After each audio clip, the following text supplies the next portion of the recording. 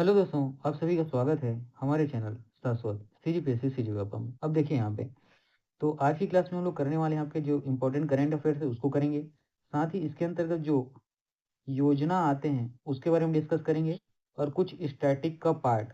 ठीक है, तो ये क्लास जो है बहुत ज़्यादा इंपॉर्टेंट है और यहाँ से डायरेक्ट आपके आने वाले पेपर में आपको प्रश्न देखने को मिलने वाले हैं। ठीक है, चलिए कंटिन्यू करते हैं। तो ये भारत में जो है ना, याद रखिएगा, जो वन और वृक्ष आवरण है उससे संबंधित यहाँ का जो डाटा है उसको हम लोग यहाँ कंसिडर करते हैं। यहाँ से डायरेक्ट आपके पेपर में प्रश्न आता है। ये जारी किया जाता है पर्यावरण वन एवं जलवायु परिवर्तन मंत्रालय द्वारा, उतना ज्यादा इंपॉर्टेंट नहीं है। सबसे ज्यादा इंपॉर्टेंट याद रखिएगा, वन क्षेत्र में मामले में भारत जो है विश्व में कौन से स्थान पे है? 9वें स्थान पे। सबसे ज्यादा इंपॉर्टेंट यह है। और 2013 से अब तक वन एवं वृक्ष आवरण में 4.83% की वृद्धि हुई। ये डाटा भी आपको याद रखना। उसके बाद ये वाला पढ़ लेना कि वार्षिक शुद्ध वन वृद्धि में वैश्विक स्तर पर तीसरे नंबर पर भारत क्या है? तो बरकरार है। ठीक है, इतनी चीजें क्लियर हुई। चलिए आगे। अब इसमें जो इम्पोर्टेंट है उसके बारे में हम लोग देखते हैं। एक मिनट, है ना। ठीक। तो यहाँ पर आपको याद रखना है कि केंद्रीय गृह एवं सहकारिता मंत्री कौन है? तो ये अमित शाह जी हैं। ये नई दिल्ली में क्या करते हैं? तो पोषण सुरक्षा एवं कुपोषण निवारण जो सम्मेलन होता है उसमें ये शामिल होते हैं। ठीक है, इतनी चीजें याद रखना। या ये डायरेक्ट ये पूछेंगे कि किनके द्वारा ये उद्घाटन किया जाता है, तो इनके नाम से है। ठीक है। उसके बाद अगला आपको याद रखना है केंद्रीय मंत्री अश्विनी वैष्णव जी के बारे में। ये क्या करते हैं? राजस्थान में एआई इम्पैक्ट समिट 2026 हुआ, उसमें ये क्या होते हैं? शामिल होते हैं। तो राजस्थान में कहाँ? तो जयपुर में होता है। ठीक है। उसके बाद अगला याद रखना है धर्मेंद्र प्रधान जी। ये केंद्रीय क्या है? शिक्षा मंत्री हैं। और ये शास्त्रीय भाषाओं पर आधारित जो कार्यक्रम होता है नई दिल्ली में, उसमें क्या होते हैं? शामिल होते हैं। उसी प्रकार इंदिरा गांधी जी। इंदिरा गांधी राष्ट्रीय कला केंद्र है ना। इंदिरा गांधी क्या है? तो राष्ट्रीय कला केंद्र है जहाँ थ्रेड्स ऑफ केयर नाम से 2 दिवसीय क्या हो तो कार्यशाला का आयोजन किया जाता है। ठीक है। उसके बाद याद रखना है छठवां राष्ट्रीय चिलिका पक्षी महोत्सव। ये कहाँ हो रहा है? 2026 में तो उड़ीसा में प्रारंभ होगा। ये सबसे ज्यादा इंपॉर्टेंट है। ठीक है। ये लाइन जो है सब वैसे ओवरऑल सारी की सारी चीजें बहुत ज्यादा इंपॉर्टेंट है।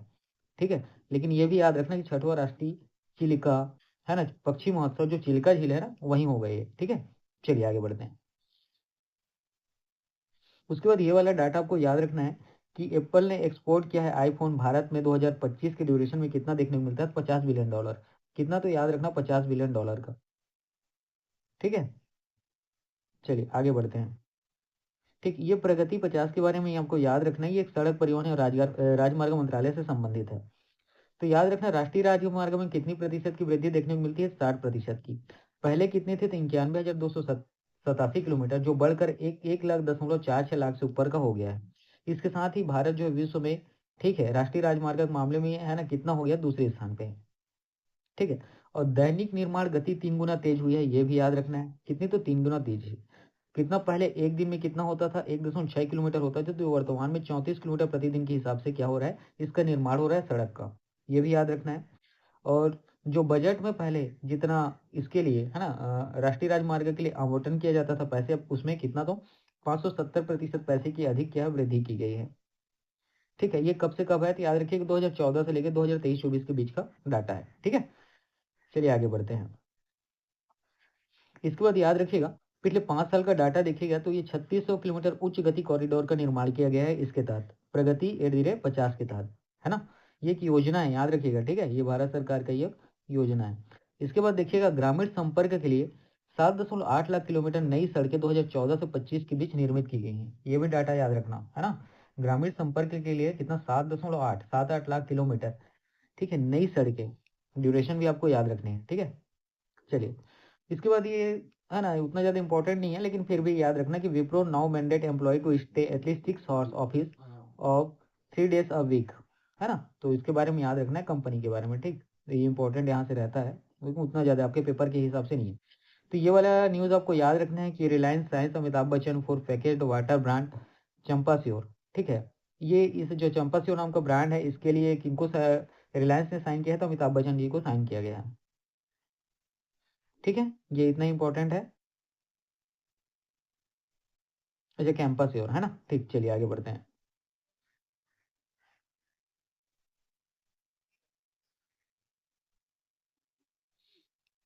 इसके बाद देखिएगा ये ज्यादा इंपॉर्टेंट है, समुद्र प्रताप। समुद्र प्रताप है क्या? तो याद रखिएगा प्रदूषण नियंत्रण पोत्र है। है ना। जैसे आपका गाड़ी का जो प्रदूषण नियंत्रण है ना, पॉल्यूशन कंट्रोल वाला होता है, वैसे ही ये समुद्र के अंतर्गत है, प्रदूषण नियंत्रण पोत है। इसके बारे में याद रखना कि भारत का पहला स्वदेशी रूप रूप से डिजाइन किया गया है कौन सा समुद्र पोत। ठीक है। और चलिए आगे बढ़ते हैं।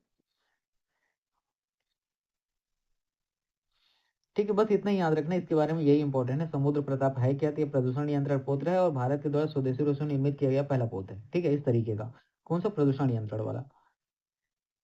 ठीक, तो ये डाटा आप लोग ध्यान रखना कि Uttar Pradesh plan to offer 1 lakh job to youth in January 2026 through 5 large scale placement drive. हाँ, प्लेसमेंट के थ्रू ये कराएंगे। ठीक है, चलिए आगे बढ़िए। इसके बाद देखिए ये आपका है ना स्टैटिक वाला पोर्शन है। तो धौलपुर करौली टाइगर रिजर्व ये कहाँ देखने को मिलता है, तो राजस्थान के पूर्वी इलाके में देखने को मिलता है ना। राजस्थान के पूर्वी इलाके में आपको देखने को मिलता है। तो और याद रखिएगा इस क्षेत्र में आपको क्या तो, ठीक है, इसके बारे में याद रखिए कि ये राष्ट्रीय चंबल अभयारण्य का भाग है। ठीक है, क्या तो राष्ट्रीय चंबल अभयारण्य का भाग है। साथ ही इसके अंदर से है ना चंबल नदी यहाँ से गुजरती है। ठीक है, चंबल नदी यहाँ से गुजरती है, ये याद रखना है। ठीक है, चूंकि चंबल नदी यहाँ से गुजरती है तो बिहार क्षेत्र आपको यहाँ पे देखने को मिलेगा। ठीक है, और यहाँ पे इतनी इंपॉर्टेंट चीजें हैं, और चलिए कुछ डिस्कस करते हैं, इसमें कुछ इंपॉर्टेंट होगा तो।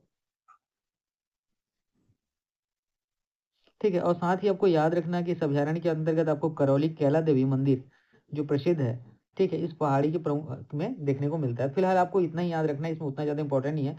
धौलपुर करौली टाइगर रिजर्व ये आपको पूर्वी राजस्थान में देखने को मिलता है। ठीक है, और इसके अंदर से कौन सा, तो चंबल नदी गुजरती है। ये प्रश्न आपके पेपर में डायरेक्ट आएगा कि चावल उत्पादन रिकॉर्ड एक याद रखिएगा, 150.18 मिलियन टन। चीन को पीछे छोड़कर भारत जो है दुनिया का सबसे बड़ा क्या, तो चावल उत्पादक बना है। याद रखिएगा पहले कौन था, चीन था, अब बना है भारत। कितना उत्पादन किया गया है, 150.18 मिलियन टन। ठीक है, चलिए। हाँ, ये वाला इंपॉर्टेंट है कि India is building a new airport और टर्मिनल। हर 45 दिन में भारत जो है क्या कर रहा है, एक नया एयरपोर्ट या टर्मिनल बना रहा है। ठीक है, ये किसके द्वारा कहा गया, तो याद रखिए एविएशन मिनिस्टर राम मनोहर नायडू। ठीक है, जो आपका एविएशन मिनिस्टर है ना, राम मोहन नायडू, इनके बारे में याद रखना है। ठीक, ये न्यूज़ इंपॉर्टेंट है, याद रखना कि रेसिंग की प्रतिभाशाली खिलाड़ी नाम क्या है, अतिका मीर। ठीक है, 11 साल की है। और इन्होंने याद रखिएगा जूनियर S125 श्रेणी में शानदार क्या है, तो छलांग लगाई, मतलब उपलब्धि हासिल की है। ठीक है, ये कहाँ हो रहा था, तो अबू धाबी के यास सर्किट में आयोजित IAME UAE। ठीक है, कार्टिंग चैंपियनशिप के 7वें दौर में पहले ही मुकाबले में वैश्विक शीर्ष 5 में जगह बनाने वाली पहली भारतीय बनकर इतिहास रचा। इंपॉर्टेंट है, डायरेक्ट पेपर में पूछा जाएगा। क्या पूछा जाएगा, तो याद रखिएगा अतिका मीर के बारे में पूछा जाएगा। कौन से खेल से संबंधित है, जूनियर S125 श्रेणी में शानदार चयन लगाई। ये कौन से खेल से संबंधित है, तो रेसिंग से। बस इतना ही याद रखना।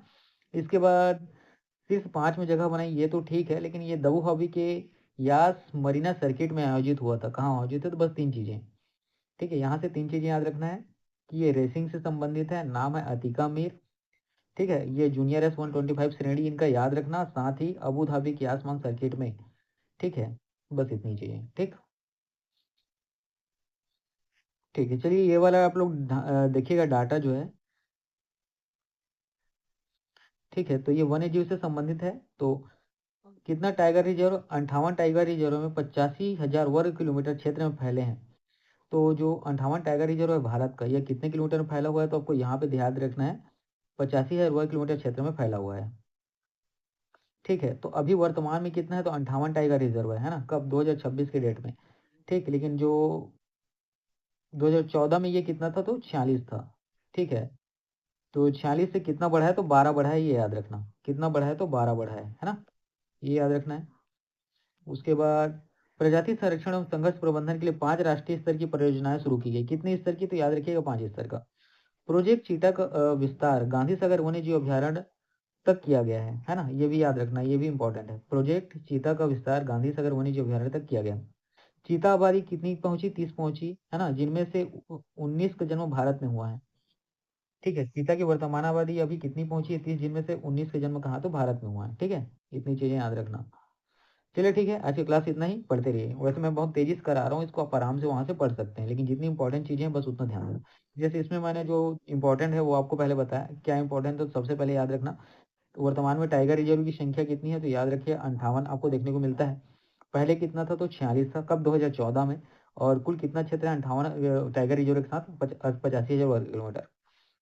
उसी प्रकार 5 राष्ट्रीय स्तर की योजनाएं प्रजाति संरक्षण संघर्ष प्रबंधन के लिए किया गया है। प्रोजेक्ट चीता का जो विस्तार है ये कहाँ तक देखने को मिलता है? तो गांधी सागर वन्यजीव अभयारण्य तक देखने को मिलता है। चीता की आबादी वर्तमान में आपको 30 देखने को मिलती है, जिनमें से 19 का जन्म कहाँ? तो भारत में हुआ है। बस इतनी चीजें याद रखना, आपका पेपर में जो क्वेश्चन बनेंगे इतने से ही बनेंगे। ठीक है, चलिए ठीक है, पढ़ते हैं।